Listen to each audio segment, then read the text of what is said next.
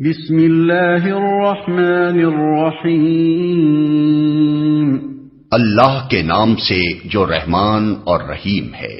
یسألونک عن الخمر والمیسر قل فیہما اثم کبیر ومنافع للناس واثمہما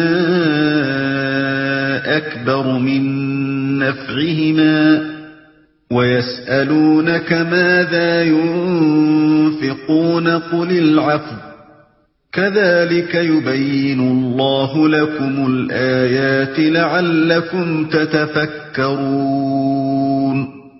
فِي الدُّنْيَا وَالْآخِرَةِ وَيَسْأَلُونَكَ عَنِ الْيَتَامَى قُلْ إِصْلَاحٌ لَهُمْ خَيْرٌ وَإِن تُخَالِطُوهُمْ فَإِخْوَانُكُمْ وَاللَّهُ يَعْلَمُ الْمُفْسِدَ مِنَ الْمُصْلِحِ وَلَوْ شَاءَ اللَّهُ لَأَعْنَتَكُمْ إِنَّ اللَّهَ عَزِيزٌ حَكِيمٌ۔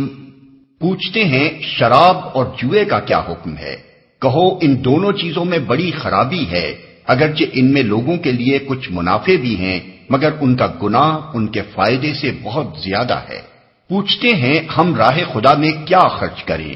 کہو جو کچھ تمہاری ضرورت سے زیادہ ہو۔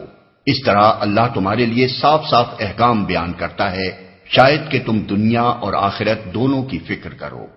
پوچھتے ہیں یتیموں کے ساتھ کیا معاملہ کیا جائے؟ کہو جس طرز عمل سے ان کے لیے بھلائی ہو وہی اختیار کرنا بہتر ہے۔ اگر تم اپنا اور ان کا خرچ اور رہنا سہنا مشترک رکھو تو اس میں کوئی مذائقہ نہیں، آخر وہ تمہارے بھائی بند ہی تو ہیں۔ برائی کرنے والے اور بھلائی کرنے والے دونوں کا حال اللہ پر روشن ہے۔ اللہ چاہتا تو اس معاملے میں تم پر سختی کرتا، مگر وہ صاحب اختیار ہونے کے ساتھ صاحب حکمت بھی ہے، مگر ان کا گناہ ان کے فائدے سے بہت زیادہ ہے۔ یہ شراب اور جوئے کے متعلق پہلا حکم ہے، جس میں صرف اظہار ناپسندیدگی کر کے چھوڑ دیا گیا ہے تاکہ ذہن ان کی حرمت قبول کرنے کے لیے تیار ہو جائیں۔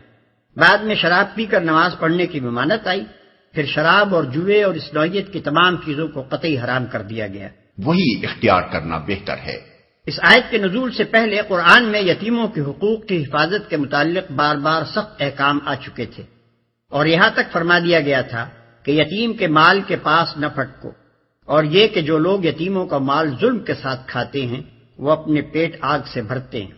ان شدید احکام کی بنا پر وہ لوگ جن کی تربیت میں یتیم بچے تھے اس قدر خوفزدہ ہو گئے تھے کہ انہوں نے ان کا کھانا پینا تک اپنے سے الگ کر دیا تھا، اور اس احتیاط پر بھی انہیں ڈر تھا کہ کہیں یتیموں کے مال کا کوئی حصہ ان کے مال میں نہ مل جائے۔ اسی لیے انہوں نے نبی صلی اللہ علیہ وسلم سے دریافت کیا کہ ان بچوں کے ساتھ ہمارے معاملے کی صحیح صورت کیا ہے۔